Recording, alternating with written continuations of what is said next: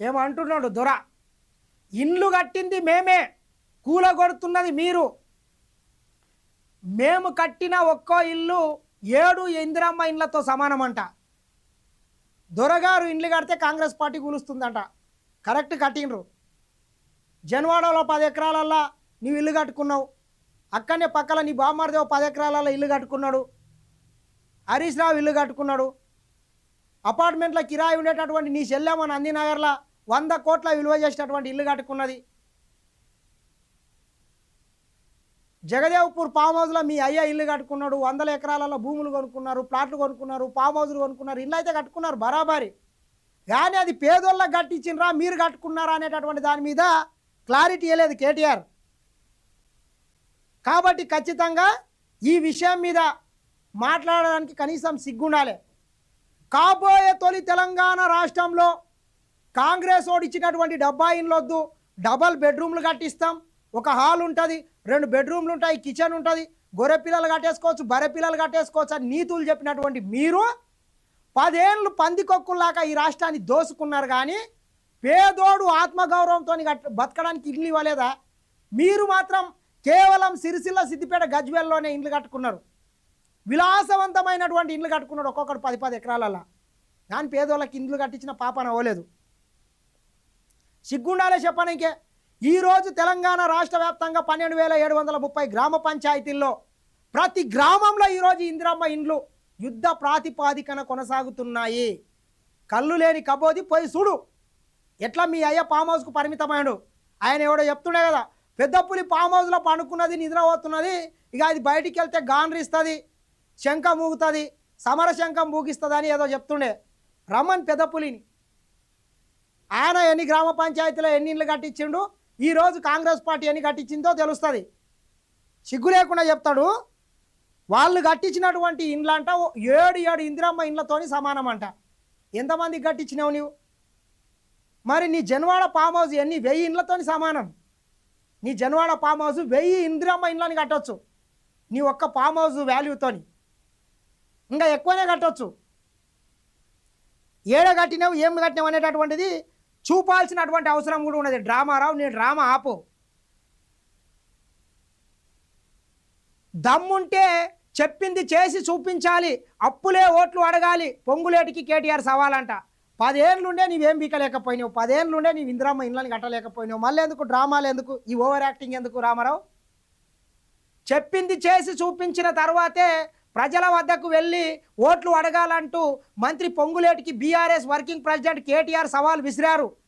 ఈ మేరకు ఓ ప్రకటన విడుదల చేస్తూ గతంలో 20 లక్షల ఇందిరమ్మ ఇండ్లు వచ్చాకే ఓట్లు అడుగుతామన్నా, ఇక అట్లా చెప్పాలంటే తొలి తెలంగాణ రాష్ట్రానికి ఒక దళితుడు సీఎం ఉంటాడు అని చెప్పిండు. మీ అయ్యని సీఎం అయిన మరి అట్లంటే మీ అయ్య మాట తప్పకుంటే ఈరోజు మీ అయ్య మీకు దక్కేవాడు కాడు. కాబట్టి ఒక మిగులు బడ్జెట్తో మీ చేతుల రాష్ట్రం పెడితే 9.5 ఏళ్ళు ఈ రాష్ట్రాన్ని పరిపాలించి 8.5 లక్షల కోట్ల అప్పు చేసి చిప్ప చేతికిచ్చినటువంటి దౌర్భాగ్యులు మీరు. కాబట్టి మీరు మళ్ళొకసారి ఓవర్ యాక్టింగ్ చేసి డ్రామా చేసి మసిబూసి మారేడుకాయ చేస్తాము, తిమ్మిని బమ్మి చేస్తాం, బమ్మిని తిమ్మి చేస్తాం, ఈ ప్రభుత్వం మీద ఈ లంగపత్రిక ఉన్నదని చెప్పి ప్రతిరోజు లంగ వార్తలు, దొంగ వార్తలు రాస్తామని చెప్పి కుట్రలు కుతంత్రాలు వనకండి. చూడండి, ఒక్కటైనా పనికొచ్చే వార్త రాయడా? ఇట్లా ఈ దౌర్భాగ్యులు పాపం అమాయకమైనటువంటి రైతులు రాత్రినక పగలనక కాయ కష్టం చేసి పంట పండిస్తే ఈ రైతులు ఇట్లా ప్రతి రైతు దగ్గర పోయి రెచ్చగొట్టి అరే 5-6 సంచులు వేసి తగలబెట్టండి, దానికి ఏమన్నా ఉంటే మేము కట్టిస్తామని చెప్పి ఇట్లా తినే వడ్లని కూడా రోడ్ల మీద వేసి కాలబెట్టిస్తున్నారు పాపాత్ములు మీరు. ఇంత పాపము, ఇంత దుర్మార్గం చేయొద్దు. పాపం చేస్తే పాపాల పడిపోతారు మీరు, గుర్తుపెట్టుకోండి. ఇట్లా రైతుల దగ్గర పోయి రెచ్చగొట్టి ఇట్లా డ్రామాలు చేయించి మరి ఎందుకో మీ ఫామ్ హౌస్లో కూడా 100 ఎకరాలల్లా ఓట్లేసిర్రు.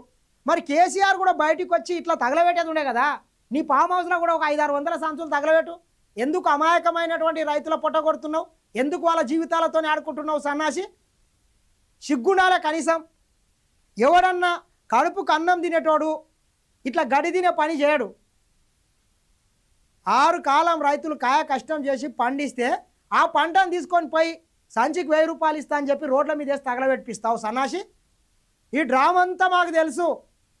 నీ డ్రామా మొత్తం తెలుసు. నిజమైనటువంటి రైతన్నలు ఈ రకంగా చేయరు. ప్రతి గింజ మీద వాళ్ళకి మమకారం ఉంటుంది, ప్రేమ ఉంటుంది. కానీ ఇట్లా తగలబెట్టే కార్యక్రమం మాత్రం నీ ప్రభుత్వంలోనే చూసినాం.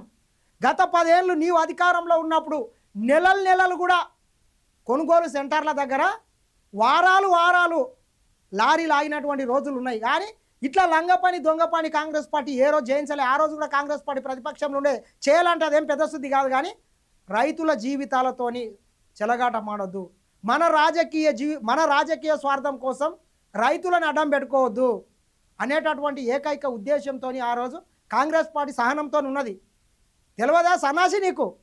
ఒక్కొక్క కళ్ళం దగ్గర ఇంతింత మేర ఒక కింద లేయర్ మొత్తం మొలకలు కూడా వచ్చినటువంటి సందర్భాలు ఉండే. అది కాకుండా మీ అయ్యా ఓట్లు ఎవడేయద్దు, వారేస్తే ఊరే అని చెప్పి డ్రామాలు వేసి మీ ఫామ్ హౌస్లో 400 ఎకరాలు వరి పండించారు. తెలంగాణ రైతులు ఇక్కడ ఆత్మహత్యలు చేసుకొని అన్నమో రామచంద్ర అయితే వాళ్ళని పట్టించుకోలేదు. కానీ మన పైసలు తీసుకొని పోయి అయ్యే జాగిర్ అన్నట్లు పంజాబ్లో పోయి పంచొచ్చిర్రా మీరు. కాబట్టి మీ డ్రామాలు లంగాలు ఈ దొంగ పని బంద్ చేస్తే బాగుంటుంది బిడ్డలాల మీరు అనుకున్నారు. గింత లంగ పనే చూడండి. ఇట్లా తోపుడు బండ్ల మీద పెట్టి పాపం అమాయకమైనటువంటి రైతుల్ని రోడ్ల మీదకి తీసుకొని వచ్చి డ్రామాలు చేయించే ప్రయత్నం చేయకండి. పుండు మీద కారం జల్లినట్టు చేయకండి. ఇప్పటికే అకాల వర్షాల వల్ల రైతులు ఇబ్బందుల్లో ఉన్నారు. మీకు చేతనైతే సహాయం చేయండి. ఈ లంగ పని దొంగ పని ఏంది? ఇది ఖచ్చితంగా రైతు ప్రభుత్వం. తెలంగాణ రాష్ట్ర వ్యాప్తంగా ఉన్నటువంటి రైతన్నలకు దేశ చరిత్రలోనే మొట్టమొదటిసారిగా 21,000 కోట్ల 2 లక్షల లోపు ఉన్నటువంటి రైతుల రుణాలను మాఫీ చేసినటువంటి ప్రభుత్వం కాంగ్రెస్ పార్టీ ప్రభుత్వం.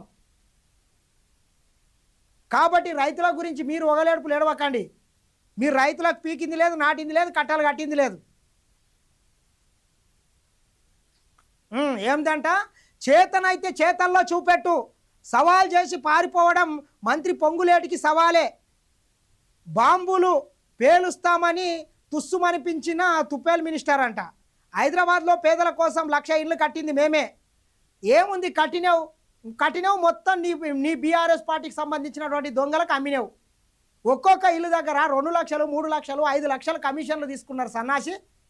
నిజమైనటువంటి పేదవానికి ఇల్లు లేనివానికి కాకుండా సగం ఇల్లు మీ బీఆర్ఎస్ పార్టీ వాళ్ళే తెంగిపోయినరు. మళ్ళీ ఈరోజు నీతులు చెప్తావు. నిజమా కాదా చెప్పండి మిత్రులారా. హైదరాబాద్లో ఇల్లు కడితే సగం ఇల్లు ఈ బీఆర్ఎస్ పార్టీ వాళ్ళే పందికొక్కుల్లాక గుంతనక్కల్లాక మొత్తం నొక్కేసిండ్రు.